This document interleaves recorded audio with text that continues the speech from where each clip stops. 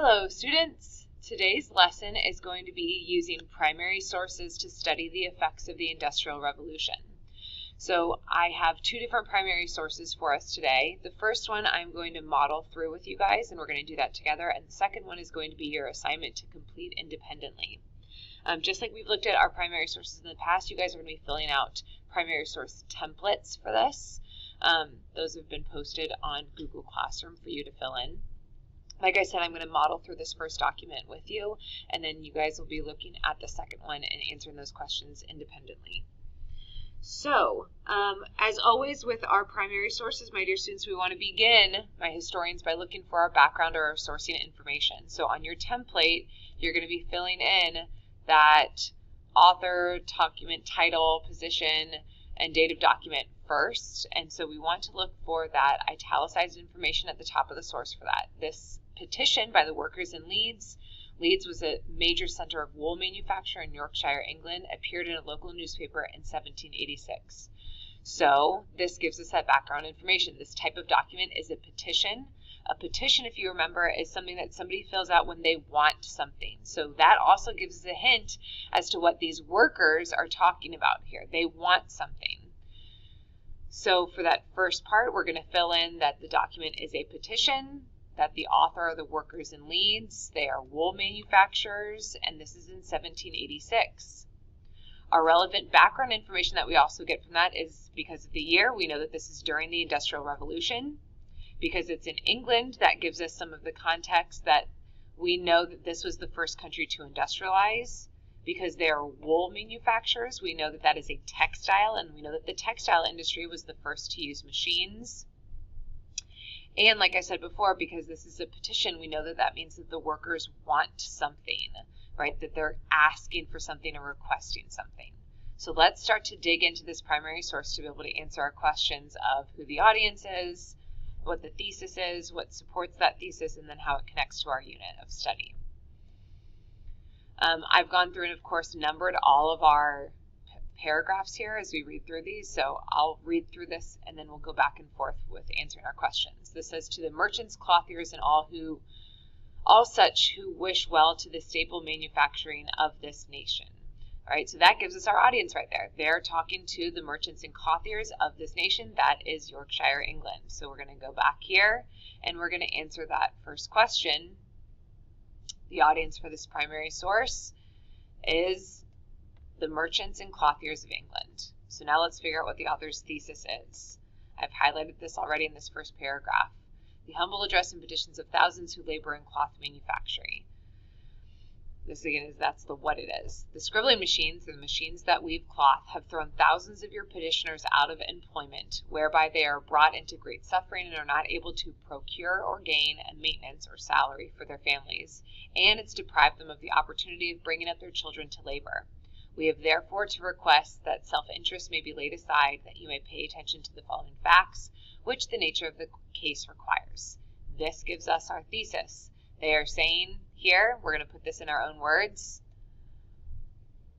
they are losing their jobs to machines, right? Or the machines are replacing the workers. They're losing their jobs to machines. So let's see how the authors support that thesis then in the rest of this document. The number of scribbling machines exceed all belief, being no less than 170, so there are 170 machines. And as each machine will do as much work in 12 hours as 10 men can do in that time by hand, working night and day, one machine will do as much work in one day as would otherwise employ 20 men. So in 24 hours, that's 2 shifts of 10 men, 20 men are losing their jobs. So that's one of the first things that I have here as my supporting things for that thesis. One machine does the work of 20 men. Let's keep reading. As we do not mean to assert anything that we cannot prove to be true, we allow 4 men to be employed at each machine 12 hours. Working night and day will take 8 men in 24 hours. So, upon a moderate computation, 12 men are thrown out of employment for every single machine used in scribbling, because it replaces 20 men.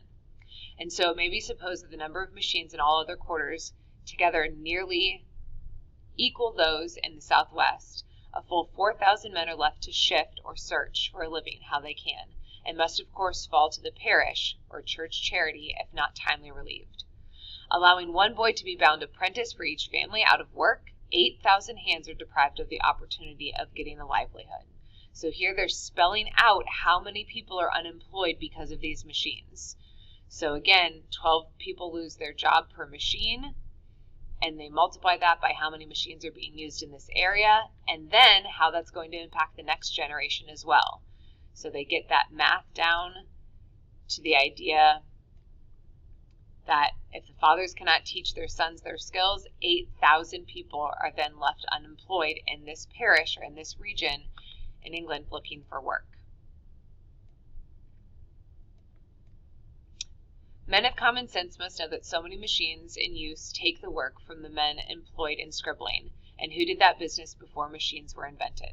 How are those men thus out of employ to provide for their families, and what are they to put their children apprentice to, that the rising generation may have something to keep them at work, in order that they may not be vagabonds strolling about in idleness?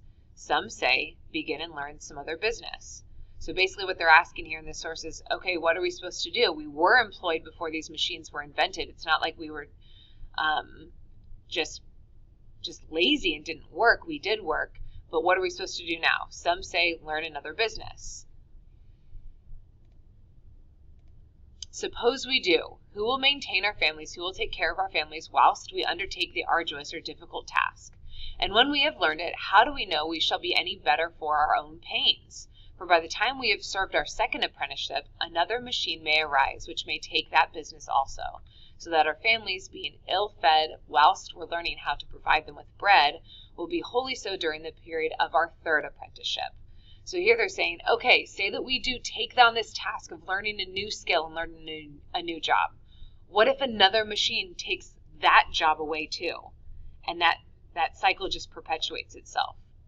So when we look at this third supporting point here, from paragraphs 4 through 6, they say they're afraid of not being able to find work and losing that work to new jobs and new machines.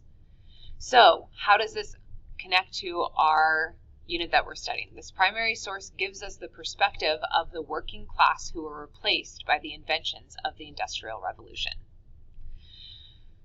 So that gives us the first perspective towards these machines. Were they pro-machine or anti-machine? Give you a second to think about it. They were anti-machine. So these workers who were replaced by the machines were anti-machine. Now we're going to look at our second primary source. This is the one that you're going to be filling out the template for on your own. So this is the statement by the cloth merchants of Leeds, a major center of wool manufacture in Yorkshire, and it appeared in 1791. So 2 years after that last source that we just read. So this is the cloth merchants' response. So again, we're going to go back and answer our document title, author, position, and date of document first. This is a statement. So they are like in response to those cloth workers. These are the cloth merchants. So they are merchants of wool. That means that they are buying and selling the wool that's made by these workers. And this was in 1791. So again, for our relevant background information, this gives us the context that this is during the Industrial Revolution, that it is still happening in England, which was still the first place to industrialize. We're still talking about the textile industry, which was the first one to begin to use machines. And this is the response to the workers' petition. So this is what the manufacturers have to say back to those workers. Now the rest of these questions, 1 through 4, you guys are going to be answering independently. I am going to read through the document for you or with you. If you don't want to listen to it, you don't have to. If you want to read this on your own and do it on your own, you're more than welcome to. But for those of you who want it, I'm going to read through this primary source so that you guys can understand the inflection and some of my instruction as we go through it. At the time when the people, engaged in every other manufacture in the kingdom, are exerting or pushing themselves to bring their work to market at reduced prices, which can alone be affected or impacted by the aid of machinery, it certainly is not necessary that the cloth merchants of Leeds, who depend chiefly on a foreign demand, where they have for competitors the manufacturers of other nations, whose taxes are few, whose manual labor is only half the price it bears here, they wish to remind the inhabitants of this town of the advantages to every flourishing or growing manufacture from the application of machinery. cotton in particular, which in its internal and foreign demand is nearly alike to our own, has in a few years by the means of machinery advanced to its present importance and is still increasing. That was a long sentence. Let's break this up. Okay, so in this paragraph sentence, the cloth merchants are talking about how they are trying to bring their work to market, bringing this wool to market to sell at reduced prices, and that alone can be affected by machines. They want to remind the inhabitants of this town, the workers of this town, that the application of machinery is successful, particularly in cotton, which is who they compete against, because that's another textile that clothing is made out of. In paragraph number 2, they say, if then by the use of machines the manufacture of cotton, an article which we import and are supplied from with other countries, which can be procured or acquired on equal terms, has met with such amazing success, may not greater advantages be reasonably expected from cultivating or growing to the utmost the manufacture of wool? So if machines are used so successfully in cotton, can't we use those successfully for wool as well? In the manufacture of woolens, the scribbling mill, the spinning frame, the fly shuttle have reduced manual labor nearly 1/3. And each of them in its first introduction carried an alarm to the workpeople, yet each has contributed to the advance of wages and to an increase in trade, so that if an attempt was now made to deprive or deny us the use of them, there is no doubt that every person engaged in the business would exert himself to defend them. So these 3 examples of machines that have been used have scared people at first, but then contributed to an increase in wages and an increase in trade. They end the source by saying, from these ideas, we, the undersigned merchants, think it a duty we owe to ourselves, to the town of Leeds, and to the nation at large, to declare that we will protect and support the free use of the proposed improvements in cloth making by every legal means in our power. And if, after all, contrary to our expectations, the introduction of machinery should for a time occasion a scarcity of work in the cloth dressing trade, we have unanimously agreed to give a preference to such workmen that are now settled inhabitants of this parish and who give no opposition to the present scheme. So basically they're saying we are going to do anything we can to support the use of these machines still, and if it does take away jobs, if there is a scarcity of work, we are going to give preference to people who live here and who don't oppose the use of machines. So you guys are going to use that to finish filling out the rest of this template. Questions 1, the same questions: who is the audience? What is the thesis? And then how do they support that thesis? Give me 3 supporting details, and how does it connect to the unit that we're studying? This is going to be, I'm going to give you guys a couple days to be able to do this assignment and turn it into me online as a Google Doc. I hope that you have,